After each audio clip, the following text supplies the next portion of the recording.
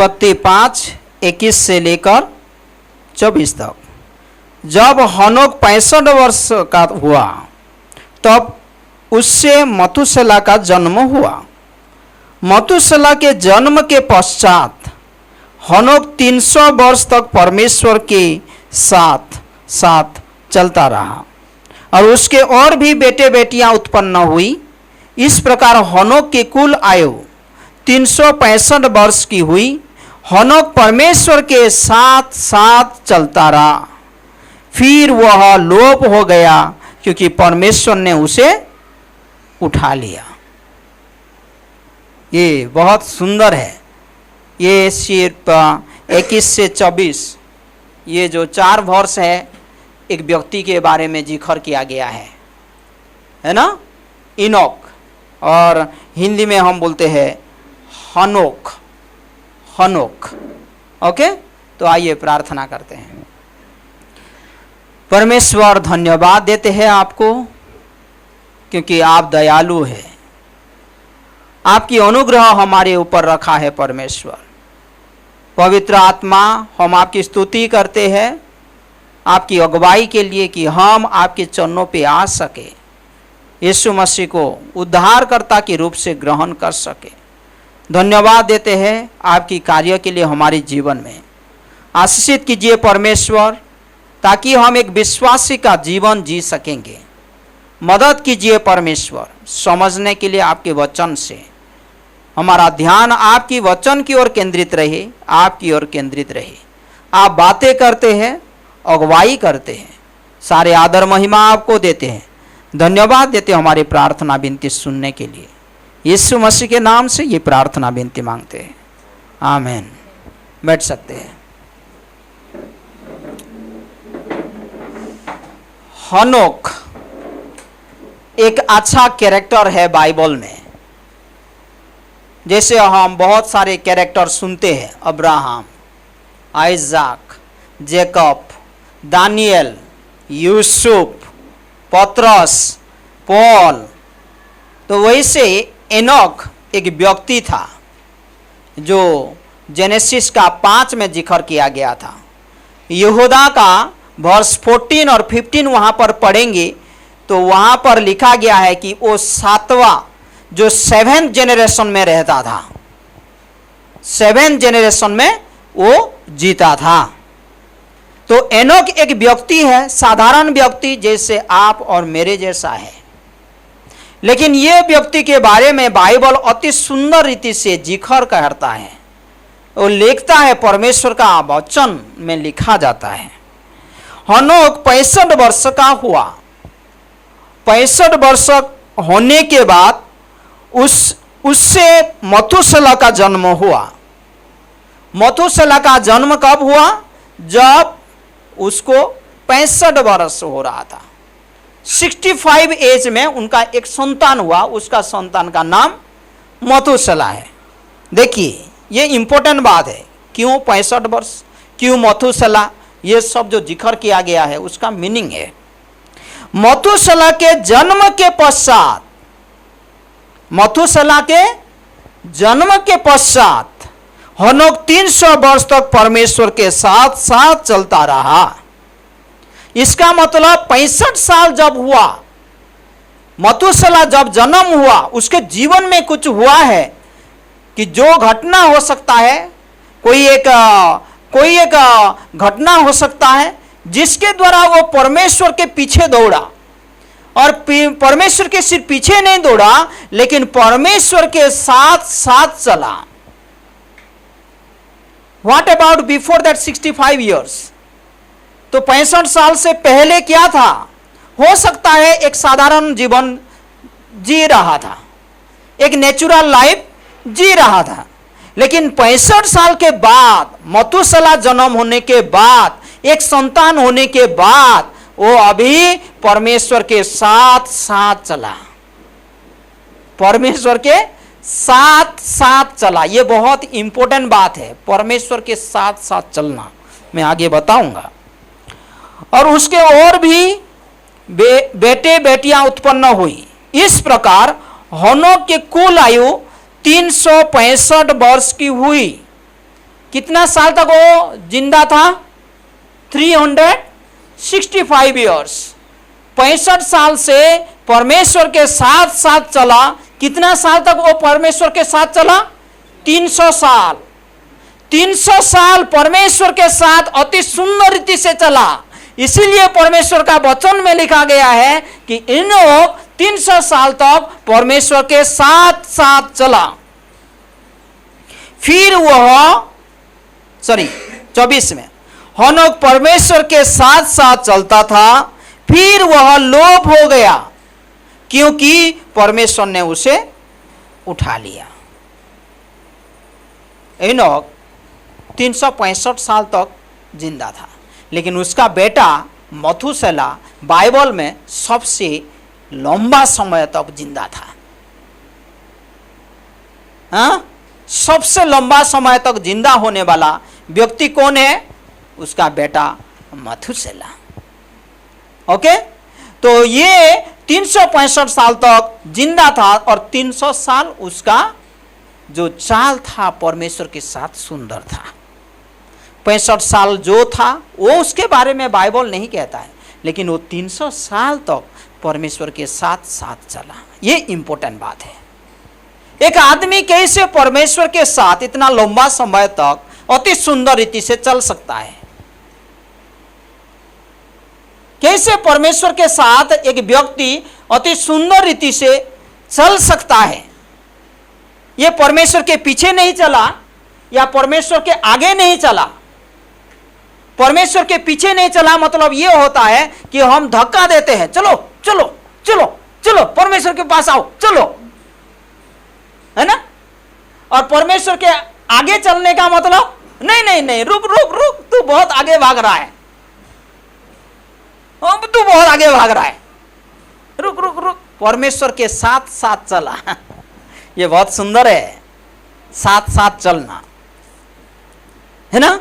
दो व्यक्ति साथ साथ कैसे चलते हैं? जब एक दूसरे में सहमत होते हैं। आमोस का 3:3 में लिखा गया है, जब तक दो व्यक्ति एक दूसरे को सहमत नहीं हो पाएंगे वो दोनों सुंदर रीति से नहीं चल पाएंगे। तो इसका मतलब यह है हनोक परमेश्वर के साथ सहमत था, इसीलिए वो अच्छे रीति से चल पा रहा था। और वो कितना समय तक चला?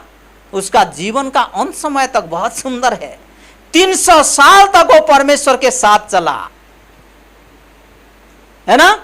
तो दो व्यक्ति जब एग्री होते हैं, सुंदर रीति से एक दूसरे में सहमत होते हैं, एक दूसरे को समझते हैं, एक दूसरे को जानते हैं, तब ये लोग अच्छे से आगे बढ़ सकते हैं। जब तक एक दूसरे को नहीं जानेंगे पूरे अंतरंग के हिसाब से, इंटीमेसी से, जब तक एक दूसरे को नहीं समझेंगे, कमजोरी या उसके सामर्थ्य का बात, वो दोनों पॉइंट नहीं समझेंगे, तब तक वो दोनों एक साथ नहीं चलेंगे। इसलिए बाइबल में बहुत सुंदर रीति से जिक्र किया गया है कि तुमको घमंड करना है तो उसमें घमंड करो कि तुम परमेश्वर को जानते हो। Praise the Lord. निकालिए जेरेमाया का 9:23 और 24। यहोवा यूं कहता है, बुद्धिमान अपनी बुद्धि पर घमंड न करे, न वीर अपनी वीरता पर, न धनी अपने धन पर घमंड करे, परंतु जो घमंड करे वह इसी बात पर घमंड करे कि वह मुझे जानता और समझता है। Praise the Lord.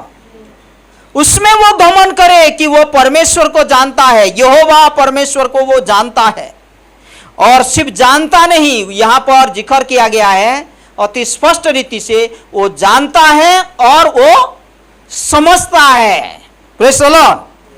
जानता है और समझता है कि मैं ही वह यहोवा हूं जो पृथ्वी पर करुणा, न्याय और धर्म के काम करता है, क्योंकि मैं इन्हीं बातों से प्रसन्न रहता हूं। परमेश्वर कौन सा बातों में प्रसन्न रहता है वो व्यक्ति जानता है। हम जब दोनों चलते हैं, सुनो यहां पर सब लोग इधर देखिए, जब दो व्यक्ति चलते हैं एक दूसरे को समझते हैं, एक दूसरे को जानते हैं, और एक दूसरे का पसंद भी हम जानते हैं। मैं किस तरीका का बात करता हूं तो उसको अच्छा लगता है, किस तरीका का बात उसको अच्छा नहीं लगता है। मैं क्या करने से उसको बहुत अच्छा लगता है, क्या करने से उसको अच्छा नहीं लगता है। एनोक ने परमेश्वर के साथ साथ चला था, इस तरीका का चाल चला था कि परमेश्वर को जानते हुए, समझते हुए और परमेश्वर का संतुष्टिजनक जीवन जीते हुए, परमेश्वर जो अच्छा लगता है ऐसे जीवन वो जी रहा था। समझ में आ रहा है बात? यहां पर लिखा गया है ना, परंतु जो घमंड करे वही इसी बात पर घमंड करे कि वह मुझे जानता और समझता है कि मैं ही वह यहोवा हूं जो पृथ्वी पर करुणा, न्याय और धर्म के काम करता हूं, क्योंकि मैं यही इन्हीं बातों से प्रसन्न रहता हूं। परमेश्वर का स्तुति हो। यहोवा किस तरीके हेनोक किस तरीके से चला होगा? परमेश्वर को जानते हुए, परमेश्वर को समझते हुए। ये बहुत इंपॉर्टेंट बात है कि हम परमेश्वर को जानते हैं, समझते हैं। हम कैसे जानते हैं एक दूसरे को? जब टाइम स्पेंड करते हैं, एक दूसरे के साथ हम समय बिताते हैं, हम एक दूसरे को अधिकाई से जानते हैं और अधिकाई से हम समझ सकते हैं। तो विश्वासी जीवन में हम समय बिताए परमेश्वर के साथ, परमेश्वर का वचन को ले, परमेश्वर कौन सा बातों में प्रसन्न है वो बारे में हम सीखे, तब हमारा चाल बहुत सुंदर होगा। ये बहुत सुंदर बात है। आप निकालिए तो इब्रानी का 11:5 और 6।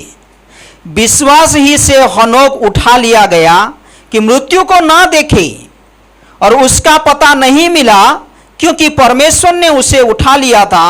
और उसके उठाए जाने से पहले, ये इंपॉर्टेंट है, उठाए जाने से पहले उसकी यह गवाही दी गई थी कि उसने परमेश्वर को प्रसन्न किया है। उसने परमेश्वर को प्रसन्न किया है, यह गवाही दिया गया था, यह गवाही था उसके जीवन में। He was a man of good testimony, great testimony. उसके पास अच्छा गवाही था। वो परमेश्वर के साथ जब चल रहा था, परमेश्वर को जानते हुए, समझते हुए, परमेश्वर को कौन सा चीज प्रसन्न होता है, संतुष्टि होता है, उसको जानते हुए वो चला था। यहां पर लिखा गया है, उठाए जाने से पहले उसकी यह गवाही दी गई थी कि उसने परमेश्वर को प्रसन्न किया है। परमेश्वर को प्रसन्न किया है। किस तरीका से वो प्रसन्न किया है? यहां पर लिखा गया है 6 में, विश्वास बिना उसे प्रसन्न करना अनहोना है। बिना विश्वास में हम परमेश्वर को प्रसन्न नहीं कर सकते हैं, क्योंकि परमेश्वर के पास आने वाले को विश्वास करना चाहिए कि वह है और अपने खोजने वालों को प्रतिफल देता है। जो परमेश्वर को पूरे दिल से ढूंढता है, जो परमेश्वर के पास दिल से आता है, परमेश्वर उसको अच्छे प्रतिफल देता है। जब हमारा ये विश्वास है तो हमारा विश्वास भी मजबूत होता है, हमारा चाल मजबूत होता है। ये विश्वास के द्वारा परमेश्वर को संतुष्ट किया है, विश्वास के द्वारा परमेश्वर को प्रसन्न किया है, परमेश्वर प्रसन्न हुआ है। बच्चे लोग किस तरीका से व्यवहार करते हैं तो टीचर लोग प्रसन्न होते हैं, संतुष्ट होते हैं। बच्चे किस तरीका से व्यवहार करते हैं तो पिता माता प्रसन्न होते हैं। मैं मेरे बच्चे के ऊपर घमंड करता हूं बोलते हैं ना। क्या अच्छा चीज है, कौन सा अच्छा बात है? जो विश्वासी विश्वास में चलता है, परमेश्वर प्रसन्न होता है। तो हम विश्वास का जीवन जिए। बाइबल में जिक्र किया गया है अलग अलग जगह पे कि वो हम कैसे प्रसन्न करेंगे। जो लोग परमेश्वर को भय करते हैं, परमेश्वर उसमें प्रसन्न होता है। भजन संहिता 147 का 11 में लिखा गया है। साम number 147 verse 11, Those who fear the Lord, God delights in them। जो लोग स्पिरिचुअल माइंड होते हैं, पवित्र आत्मा की अगुवाई के द्वारा चलते हैं, अपना शारीरिक हिसाब से नहीं चलते हैं, शरीर के लालसा के हिसाब से नहीं चलते हैं, पवित्र आत्मा की अगुवाई के द्वारा चलते हैं, परमेश्वर उसमें प्रसन्न होता है। रोमियो का 8:6 से लेकर 8 तक। जो लोग यीशु मसीह के स्टेप को, कदम को वो अपने कदम मिला में चलते हैं, परमेश्वर के पीछे पीछे चलते हैं, यीशु मसीह के पीछे पीछे चलते हैं, यीशु मसीह का वचन को लेकर चलते हैं, परमेश्वर उसमें प्रसन्न होता है। जो लोग परमेश्वर का वचन को पालन करते हैं, परमेश्वर उसमें प्रसन्न होता है। तो परमेश्वर का वचन को पालन करने वाले परमेश्वर का प्रसन्न का भागी होते हैं। जो लोग परमेश्वर का इच्छा को पालन करते हैं, परमेश्वर का इच्छा वचन को पालन करते हैं, परमेश्वर का वचन के अनुसार चलते हैं, वो लोग को परमेश्वर प्रसन्न होता है। आइए अभी फिर हनोक का वो बात, उत्पत्ति का 5 देखिए 24। हनोक परमेश्वर के साथ साथ चला था, मतलब उसके पास विश्वास था और विश्वास के साथ वो चला, परमेश्वर के ऊपर भरोसा करते हुए वो चला, परमेश्वर को जानते हुए वो चला, परमेश्वर को समझते हुए वो चला, परमेश्वर का संतुष्टि के हिसाब से वो चला। इसीलिए परमेश्वर का वचन कहता है परमेश्वर के साथ साथ चलता था, फिर वह लोप हो गया। ये देखिए, ये बहुत इंपॉर्टेंट बात है। फिर वह लोप हो गया, अभी वो दुनिया में नहीं है, वो लोप हो गया। देखिए परमेश्वर का वचन कहता है हम ये जगत में रहते हैं, लेकिन we are not belongs to this world. हम लोग जगत का नहीं है, हमारा समय कुछ टाइम के लिए धरती पे है, हम परमेश्वर के साथ रहने वाले व्यक्ति है। बाइबल में लिखा गया है, यीशु मसीह भी कहा कि ये लोग भी ये जगत का नहीं है, जैसे मैं ये जगत का नहीं हूं। क्योंकि पवित्र आत्मा हमको अगुवाई किया है, परमेश्वर हमको अगुवाई किया है, हम ये जगत का लोग नहीं है। जगत का लोग मतलब क्या है? जगत के हिसाब से चलते हैं, दुनिया के हिसाब से चलते हैं, दुनिया की रीति रिवाज के हिसाब से चलते हैं, दुनिया के प्रभाव के हिसाब से चलते हैं। हम जगत के नहीं है, हम परमेश्वर की जगत का है, परमेश्वर का राज्य का लोग है। हम दुनिया में रहते हैं तो परमेश्वर के राज्य के लोग के हिसाब से कैसे रह पाएंगे? रोमियो का 12 में लिखा गया है। इसलिए तुम्हारा हृदय को, तुम्हारे मन को रिन्यू करो, ताकि तुम ये दुनिया के लोगों के साथ सहमत नहीं हो गए, दुनिया के रीति रिवाज के साथ सहमत नहीं हो गए, तुम ये दुनिया का प्रभाव के अनुसार नहीं चलोगे, परमेश्वर की इच्छा के अनुसार तुम चलोगे। हम जगत में रहते हैं लेकिन हम जगत के नहीं है। यहां पर लिखा गया है फिर वह लोप हो गया। उसका मन ये धरती पे नहीं था, उसका मन परमेश्वर की ओर था। कोलोसियों का 3 में लिखा गया है, 1-2-3 में लिखा गया है कि तुम्हारा मन, तुम्हारा हृदय कहां पर रखो? परमेश्वर की ओर रखो, वो चीजों के ऊपर ध्यान दो। ये जरूरत है। जैसे कि हम कुछ दिन के लिए हम धरती पे है, हमारे परिवार चलाते हैं, लेकिन बहुत इंपॉर्टेंट बात है कि हमारा मन ध्यान परमेश्वर की ओर रहे, क्योंकि हमारा जीवन यहाँ पर कम समय के लिए क्षणस्थायी है। उसके बाद देखिए फिर वह लोप हो गया, क्योंकि परमेश्वर ने उसे उठा लिया। परमेश्वर उसको उठा लिया है। यह बहुत सुंदर बात है। ये पहला थिस्सलुनीका 4:16-17 में ये एक चिन्ह है, ये एक चित्र है कि कलीसिया उठा लिया जाएगा। हमारा जीवन यीशु मसीह आने से पहले खत्म नहीं होता है, तो ये धरती पे हम जिंदा परमेश्वर के साथ उठा लिया जाएंगे। Praise the Lord. रेवलेशन में भी ये लिखा गया है 11 में, तो वहां पर उठा लिया जाएंगे। बाइबल में 2 व्यक्ति जो मृत्यु को फेस नहीं किया, मृत्यु वो लोग के जीवन में नहीं आया, वो लोगों को परमेश्वर उठा लिया। कौन कौन? एक है हनोक और दूसरा जो है एलीजा। दूसरा राजा का 2 में ये जिक्र किया गया है। ये 2 व्यक्ति उठा लिया गए थे। अब सोचिए, पाप भरा जगत में वो लोग जीते थे।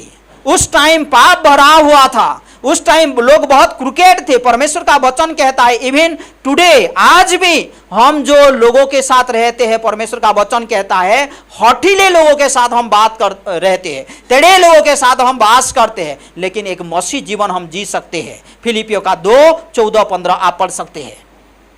तो उस समय भी पाप भरा हुआ था, लेकिन ये लोग परमेश्वर के साथ चला, एलीजा के समय में भी एलीजा परमेश्वर के साथ चला। उसका एनिमी कितना थे? उसके फॉल्स प्रोफेट्स कितने थे? 450 प्रोफेट्स के बीच में वो अकेला भविष्यद्वक्ता दो था जो परमेश्वर का आवाज को सुन के वो अगुवाई हो रहा था। 450 लोग उसका विरोध थे। 450 जो भविष्यद्वक्ता थे वो लोग अलग बोल रहे थे, लेकिन वो अकेला अलग बोल रहा था। तो हम किस तरीका का विश्वासी हैं? ये धरती पे पाप भरा हुआ है, हाँ, ये पाप भरा जगत में हम किस तरीका से आप जीते हैं? ये बहुत इंपॉर्टेंट बात है कि हम विश्वास से चले, परमेश्वर को समझते हुए चले, परमेश्वर को जानते हुए चले, परमेश्वर के वचन के अनुसार चले। यहोदा का 14 और 15 में लिखा गया है कि वो भविष्यवाणी किया। कौन? एनोक ने। एनोक ने भविष्यवाणी किया। वो एक भविष्यद्वक्ता था कि आने वाला समय, जो फ्लड आने वाला है, यीशु मसीह आने वाला है, इसके बारे में हो सकता है वो जानता था, इसीलिए वो भविष्यवाणी किया। मथुसेला का मतलब ये है डेथ विल ब्रिंग समथिंग, मतलब मथुसेला जो लंबा समय तक जिया उसके बाद फ्लड का बात हुआ।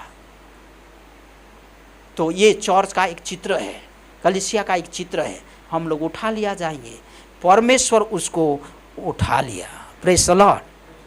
तो आप और मैं, मेरे मन को, आपका मन को हम कैसे आज संचित करते हैं, कौन सा जगह में हम ध्यान रखते हैं, ये बहुत इंपॉर्टेंट बात है। दूसरा पतरस का 2 में लिखा गया है कि परमेश्वर जानता है कि भक्ति जो भक्त लोगों को कैसे वो उद्धार करे, भक्त लोगों को कैसे वो उद्धार करे, गॉडली मैन को कैसे वो पाप से छुड़ाए, परमेश्वर जानता है। हम जानते हैं लोत के बारे में। सदोम गमरा भस्म होने से पहले, सदोम गमरा भस्म होने से पहले क्या हुआ? उसको उठा लिया गया, उसको बचा लिया गया। एलीजा को बचाया, एलिशा को परमेश्वर बचाया। तो परमेश्वर कलीसिया को बचाता है, सुरक्षा देता है। लोत को परमेश्वर बचाया सदोम गमरा को भस्म करने से पहले, है ना। नूहा को बचाया परमेश्वर, वो जो हनोक को परमेश्वर उठा लिया फ्लड आने से पहले। ये बहुत सुंदर बात है। तो आज हमारा मन को परमेश्वर के पास रखिए, परमेश्वर की संतुष्टि के जनक हिसाब से हम चले। ये बहुत सुंदर है। हमारा मन को, हमारे हृदय को, हमारे सोच विचार को नया करे। परमेश्वर हमको उद्धार करेगा, ये श्योर है। और उद्धार किया है। जिस दिन हम यीशु मसीह को उद्धारकर्ता के रूप से ग्रहण किया है तो हम उद्धार पाया है। अभी हमारा चाल सुंदर बनते जाए। Praise the Lord. हमारा चाल परमेश्वर के साथ चाल, जो हमारा जो कदम परमेश्वर के साथ चले, हम परमेश्वर के साथ एग्री हो, सहमत हो। परमेश्वर जो बातें बोलता है उसको अपने जीवन में विश्वास के साथ हम ले। हम पीछे ना चले या परमेश्वर के आगे ना चले, परमेश्वर के साथ हम चले। आमीन। परमेश्वर हम सभी को बहुताई से आशीष करे। आइए प्रार्थना करते हैं, अपने अपने जीवन को समर्पित करते हैं। ये बहुत खूबसूरत है कि हनोक ऐसा एक व्यक्ति था कि इतिहास में उसका नाम जिक्र किया गया है। हाँ, वो गवाही का जीवन बिताया, और सिर्फ गवाही नहीं, ये खूबसूरत बात है कि वो गवाही दिया। परमेश्वर के वचन उसके पास था, इसीलिए वो लोगों को प्रचार भी किया। परमेश्वर हमको मदद करे। जब हम यीशु मसीह के साथ चलते हैं, परमेश्वर हमको इस्तेमाल करता है। परमेश्वर किसको इस्तेमाल करेगा? जो उसके साथ चलता है। पहले हमारे जीवन में परमेश्वर काम करता है, फिर हमारे द्वारा परमेश्वर काम करता है। आइए जीवन को समर्पित करें, परमेश्वर को बोलिए, परमेश्वर मैं आपके साथ चलना चाहता हूँ, आपको और गहराई से जानना चाहता हूँ, आपको मैं समझना चाहता हूँ। परमेश्वर आपकी हृदय को मैं जानना चाहता हूँ। परमेश्वर मदद कीजिए दिन प्रतिदिन। परमेश्वर आपकी आवाज़ को मुझे बताइए, आपको जानने में, आपकी इच्छा को जानने में, आपकी योजना को जानने में मदद कीजिए। धन्यवाद देते हैं परमेश्वर ये सुंदर समय के लिए। ये कलीसिया को आपने सृष्टि किया है परमेश्वर। ये कलीसिया को आपकी गुप्त रहस्य बताते हैं परमेश्वर। आपके हृदय को आप प्रकट करते हैं परमेश्वर ये कलीसिया में। परमेश्वर हम वो लोग हैं जो आपकी ओर से चुने गए हैं, धन्यवाद देते हैं परमेश्वर आपकी बड़ी कार्य के लिए। हमको मदद कीजिए ताकि हम आपके साथ चले, पवित्रता की जीवन जी सके, धार्मिकता की जीवन जी सके, आपके इच्छा के अनुसार हम चल सके, यही हमारा प्रार्थना है। प्यारे भाई और बहनों, आप यीशु मसीह को नहीं जाना है, नहीं समझता है, तो आज हम आपको बोलना चाहते हैं, यीशु मसीह जो है पापों को क्षमा करने वाला परमेश्वर है, वो अनुग्रह से भरा हुआ परमेश्वर है, वो सत्य है, वो जीवन है, वो मार्ग है। आप यीशु मसीह को ग्रहण करेंगे, आपका जीवन कभी भी नाश नहीं होगा, आपका प्राण सुरक्षित रहेगा। ये यीशु मसीह का वादा है। आप विश्वास कीजिए और आपका चाल को परमेश्वर के साथ सुंदर कीजिए। पवित्र आत्मा आपको मदद करेगा। हम सभी को परमेश्वर आपका मदद चाहिए।